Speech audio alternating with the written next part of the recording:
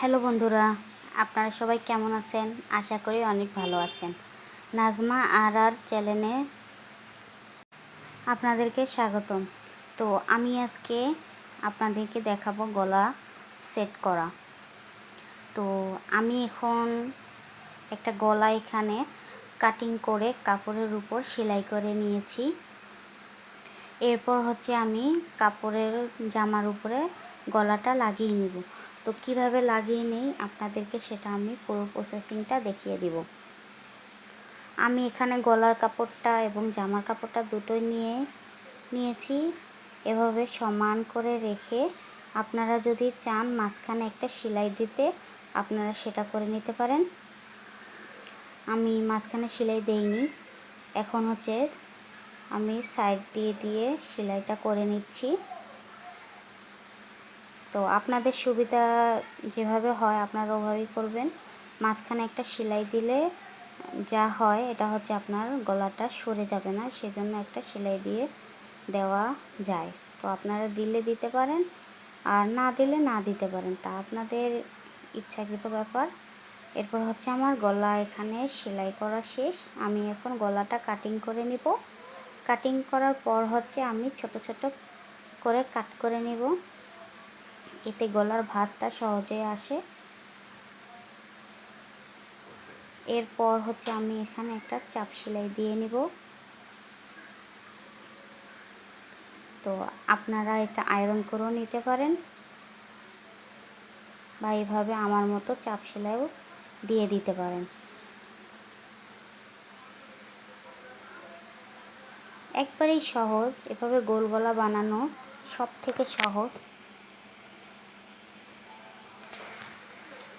শুধু দুটো মাত্র সেলাই পড়েছে এখানে। দেখুন আমার গলা কমপ্লিট।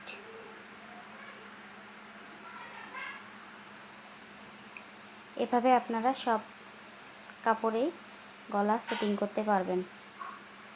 তো আমি আপনাদেরকে এবার দেখাবো ডিজাইনের গলা, মানে ফিতা দিয়ে যে ডিজাইন করা হয় সেই গলা আপনাদেরকে দেখিয়ে দিচ্ছি। তো এটা আমার আগে থেকে রেডি করা একটা গলা। তো আমি এটা আপনাদেরকে ফিতা সহ সেলাই করা দেখাবো। তো আমি আগে ফিতাটা সেলাই করে নিয়েছিলাম। তো ফিতা দেখানোর কিছু নেই যে ফিতাটা সেলাই করে দেখাতে হবে। তো ফিতা আমি আগে সেলাই করে রেখেছি, এখন আমি এখানে ফিতা লাগিয়ে নিব। তো আমি রাউন্ডে সেলাই দেওয়ার পর যে মাঝখানে আছে আমি সেখানে ফিতাটা সেটিং করব। দেখে নিন আমি যেভাবে প্রসেসিংটা করতেছি, মানে আমি যেভাবে কাজটা করতেছি আপনারা ঠিক সেভাবে কাজ করবেন। এভাবে রেখে একটা টাক দিয়ে নেবেন যাতে ফিতাটা যখন আপনারা পরবেন ছিঁড়ে না যায়। তো এই সেলাইটা আপনারা আস্তে আস্তে করবেন যাতে ফিনিশিং ভালো আসে। কোনো তাড়াহুড়া নিয়ে কাজটা করবেন না। আমি যেভাবে দেখিয়ে দিচ্ছি আপনারা যদি সেভাবে কাজটা করেন তাহলে আপনাদের কাজের ফিনিশিং অনেক ভালো আসবে।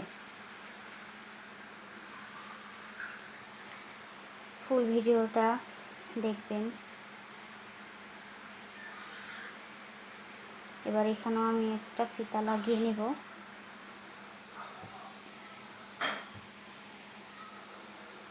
ফিতাটা আমি ভিতর সাইড দিয়ে লাগিয়ে নিচ্ছি।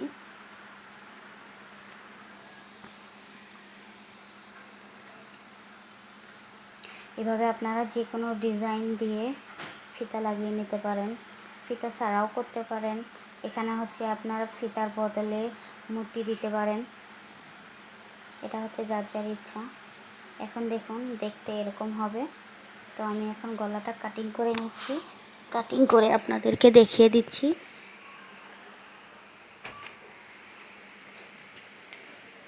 অল্প কাপড় রেখে তারপর কাপড়টা কাট করবেন। অতিরিক্ত কাপড় রাখবেন না আর অতিরিক্ত কাপড় কেটে ফেলেও দিবেন না।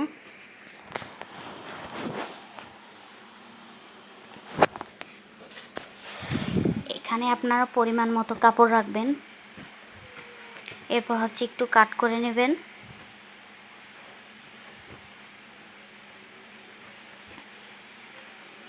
সব কোণাগুলো একটু ভালোভাবে কাট করে নেবেন, তাহলে ফিনিশিং ভালো আসবে। যখন আমরা কাপড়টা সোজা করে নেব তখন কোনোখানে কাপড় কুঁচকে থাকবে না বা ভাঁজ হয়ে যাবে না। তো এখন দেখুন, আমার হাতের দিকে খেয়াল করবেন আমি কিভাবে কাপড়টা উল্টিয়ে নিচ্ছি। একবারেই সহজ, শুধু বক্রমটা ভিতরে হাত রেখে বক্রমটা প্রথমে উল্টিয়ে তারপর ফিতাটা ধরে একটু টান দিলেই একেবারে পুরো ফিনিশিং চলে আসে। অনেক সহজ। আপনারা অনেকে যারা নতুন তারা মনে করে এটা অনেক কঠিন, এভাবে গলা বানালে অনেক খাটনি পড়ে বা কষ্ট হয়, সেগুলো ভুল। এই গলাগুলো বানাতে খুবই সহজ। আপনারা যে কোনো ডিজাইন করে এভাবে লাগিয়ে নিতে পারেন। দেখে নিন কত সহজে গলাটা আমার সেট হয়ে গেল।